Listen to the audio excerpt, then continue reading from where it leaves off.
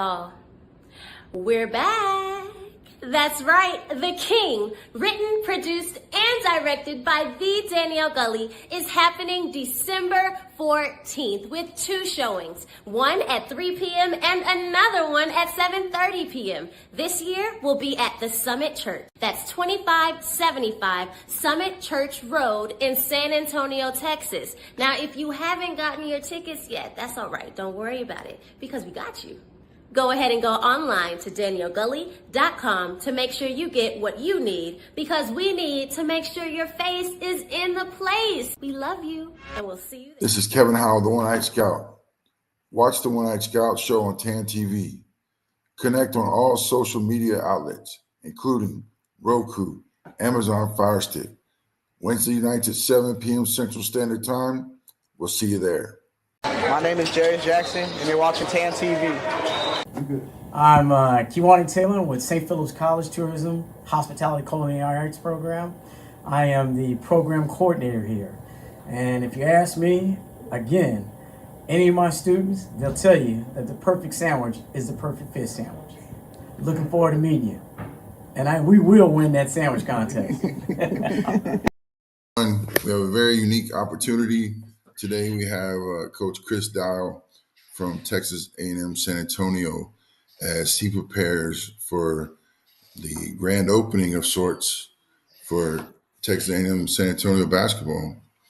Coach, how are you feeling about that right now? Man, I'll feel a lot better when this game is in the rearview mirror. But no, I'm excited, man. I'm really excited to be a part of this. I imagine that it's somewhat different because you've been coaching a good while. You've had a lot of first games of the season. Is there different jitters? Is it just, I hope this goes off without a hitch? There's just got to be so many different things popping up. No, I was to answer your question. I think it's funny that you asked that because I had just told a good friend of mine, you know, somebody that's kind of watched me come through playing and then coaching, that I haven't been this nervous isn't the word, but like you mentioned jittery or whatever. Like this game I haven't been affected by an upcoming game quite the way this one has affected me. And the closest thing that I could liken it to is, I mean, it seems like a million years ago, but in 2015, I had a chance to help architect a national team program in Kosovo. And we marched out in June of 2015 on a mission that started in December of 2014 with the country's first national team, which, you know, that year was a youth national team, a U16 team. And we traveled to San Marino, little landlocked country inside of Italy, and participated in the first ever sanctioned, you know, international competition that the country had ever experienced. And I just remember going in that first game and just thinking to myself, man, you can't screw this up. Like you can't rewrite this book, man. And I'm kind of, you know, here I am, you know, a decade later, and I'm kind of telling myself, man, you can't screw this up. So, but no, it's a pretty cool, you know, opportunity. It's a pretty cool situation. I'm at the park, grab a microphone, start rhyming, I'm a spark. See me in the dark and I still be the light all day, all night, yeah, we keep the party hype. Hey, tap in. And we with the community. Focused on this stuff, well, you know how we doing it. Hey, I'm trying to figure out how to freestyle without cursing. hey, But I'm finna keep it PG for certain. Shout out to TK. And we been up on the campuses, been in all the streets, we door knocking, we gonna do this, man. We making things. Yeah, that's every day. What? C.O.P. Black top. Yeah. Free bars. So as a guy who's come up through East Central, and you've always had a in and out with San Antonio, what does it mean to you, 15, 18, 19-year-old Chris Dial, to go from East Central to your Kosovo and other things you do with basketball. Let me see. Did you have this in your life plan at all? And any Lower East Side kid that tells you they thought they were going to do, these types of things when they're 15 or 16, they're probably full of it. I mean, we were just like everybody around that time, man, growing up, early mid 90s, trying to stay out of trouble. We just you really used basketball as the source of gravity, in our lives. And so I never got away from it. That's part of the reason that I've still been able to kind of be around it is I need basketball. I just always have. I didn't always have the self-awareness to know that I needed basketball, but I definitely know now, that I do. But shoot, no, man, I didn't know I was going to have any kind of opportunity. At that point, basketball anchored me enough to graduate high school, and then it anchored me enough to give me an opportunity to go to college, and then getting into high school coaching and teaching and all that was still basketball. So, but it is pretty cool. There's a lot of pride right now, like in my heart. I didn't realize it probably as it was happening, but I went to a luncheon a few weeks ago, and it was over at City Base, down there off of Military. And when I was growing up, man, military, nobody was talking about moving to military. Like nobody was talking about, oh, have you been to the new restaurant on Military? Like you didn't do that. Yeah. You just Sundays could be a little crazy down there. Everybody would roll out and kind of, show off their wheels or just enjoy the weather. But I was sitting there, man, and the mayor is in the room, the former mayor, Cisneros is in the room. You've got all these figureheads and stakeholders in our community and in Texas, and they're all in there just talking about what an incredible venture, it's been on the south side of San Antonio, Texas, to see this growth, and this influx of interest and infrastructure and money. And man, I was just going over there to go to the HEB on Goliad, and eat at La Chinita, So like now I see this come full circle. I'm at a university that's, has its hand up right now to be a beacon of hope and education and opportunity on the south side of the city. And I get to be a part of, one small facet of it, in their basketball program. So it's pretty cool, man. I've been trying to take it in and just really be grateful and not take for granted what this all means. Hey everyone, Trent Brightson here, GOTV co-director for Blacktop Texas. Texas is home to the most Black people and the most registered Black voters. The Black vote in Texas is powerful. It influences policies that affect everything from reproductive freedom, access to affordable health care, housing that matters, and a justice system that works for everyone, regardless of your income, race, or background. When we Black Texans vote together, we win together. We can change Power Black. And let's continue building a more equitable Texas together. It's you've hit on in that one question or one response on some of the biggest things that I think the impact of school is. Some of the biggest things, being on the South Side, beacon of hope. I know it becomes a business with the recruiting and the lives that you're touching, but when you review your roster and there's, kids from Converse, it's a great, in my opinion, a great get to bring Journey Phillips back home for his 5th year or whatever COVID year.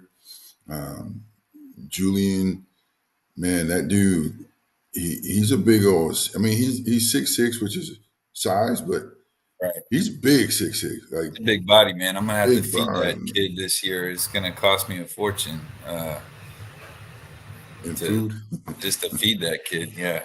But no, it's great, man. I mean, having San Antonio on this roster was important. You mentioned Journey, and that was to me, Journey was still the perfect first guy in the door. A homegrown kid. A lot of people don't know that he's got a grandmother that's a faculty member at our school, and she's been down here imprinting, via education. Julian Barron, Asian from Cole High School, is another freshman. Great job, local kid. Military background, which A&M San Antonio is a military embracing University. So it makes a lot of sense to have, those guys. Desmond Dudley's another Converse kid, played up in shirts at John Paul II for Forrest Blackwell. And Des is a local kid. His dad went to East Central, graduated a year or two before I did. Is an exceptional member of this community. So, I mean, we were really intentional, with making sure that we had our city, represented in our roster, but also surrounding areas. I mean, there's so much overlap. You know this better than anybody, but the Houston San Antonio basketball dynamic, there's major overlap. There's major overlap with the Austin, San Antonio, Central Texas, your surrounding areas, Dallas, and then even creeping down into the valley. So we were intentional about making sure that we had great representation from Texas, and that we had Texas kids. And then, me, I can't get away from the international guys. So we have a handful of those dudes too. So yeah, with finding yourself as a head coach and leaders of men, leaders in education, leaders in all this, I know that you're under your son.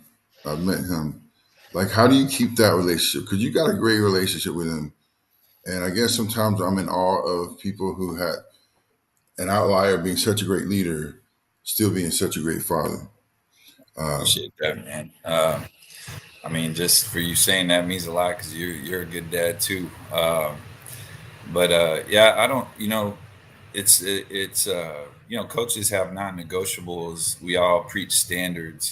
Things that you're just not going to compromise. And I guess personally, when my son came into my life, I think all dads at some level are going to say this, but I've had opportunity. I've been so fortunate, man, just to have some of the opportunities I have. I mean, I really have. I mean, it takes a lot of luck to get into spots. It's not because you just do everything right all the time. And, you got to get lucky sometimes.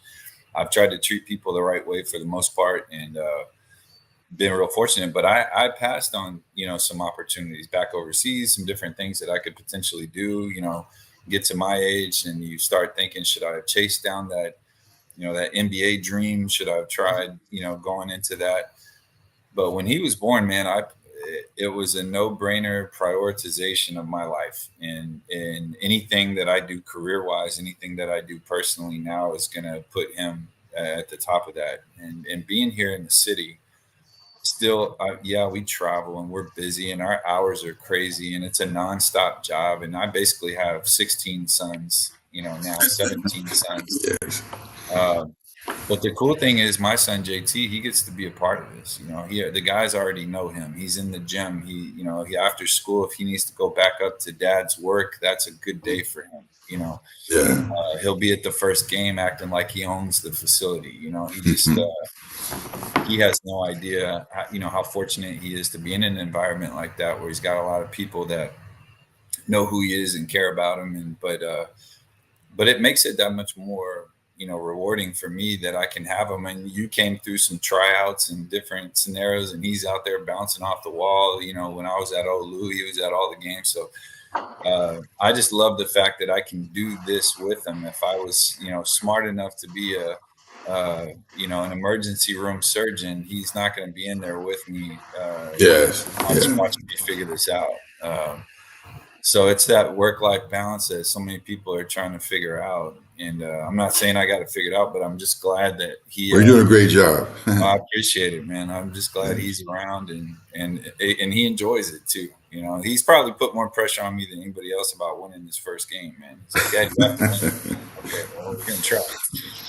So, well, all right, kind of closing this up, I'm not a press release kind of guy, but if you're going to get your ticket, you better do it soon. Expecting a big crowd. So we'll see with that. But I'm going to call you Chris. I mean, Coach Dial, I appreciate your time, man. Yeah. Yeah. The saying that we're talking Olu. I remember I walked in like one of your first days and said, hey, I want to be your guy. And you gave me your phone number on a scratch piece of paper. Didn't even have your business cards yet. Yep.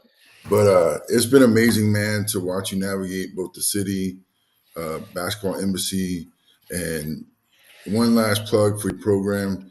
San Antonio is such a international type city, and players can really get to all of their dreams within the city. Um, Overseas opportunities, the G League opportunities, the NBA opportunities, and it's an amazing thing. Um, so I appreciate your time, and good luck in your game, and I'll get your son to back off you. Yeah, you too, man. No, All hey, right. I appreciate you, man. Thanks for having me, and I always want to support what you're doing. You're helping out a lot of young men as well with opportunity and exposure and connections, and you've always given back to the game, man. I always appreciate that, and yeah, we hope to see anybody that's picking this up online or whatever. We hope to see you guys at a game this year. You come out and support. If nothing else, just support the fact that we've got some intercollegiate basketball going on the south side of San Antonio. It's pretty cool. But much appreciated, man, for having me today. And thank you, everyone, for sticking around. I just want to give a shout out. Let's go Jaguars. And this is the African American Network. And we have a local feel and a global reach. Catch us here on TAN TV.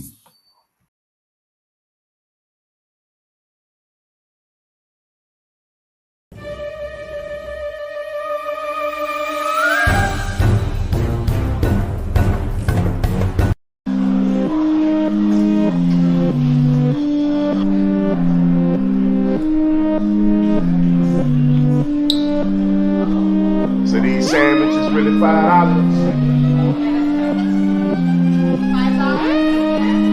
Gotta get them for $4.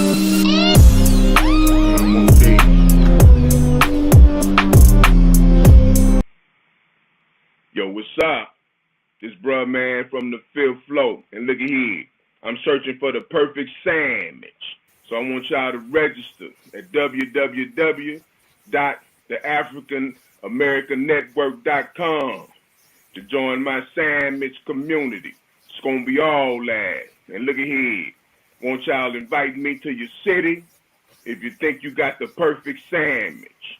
And I ain't talking about no served sandwiches either. Peace.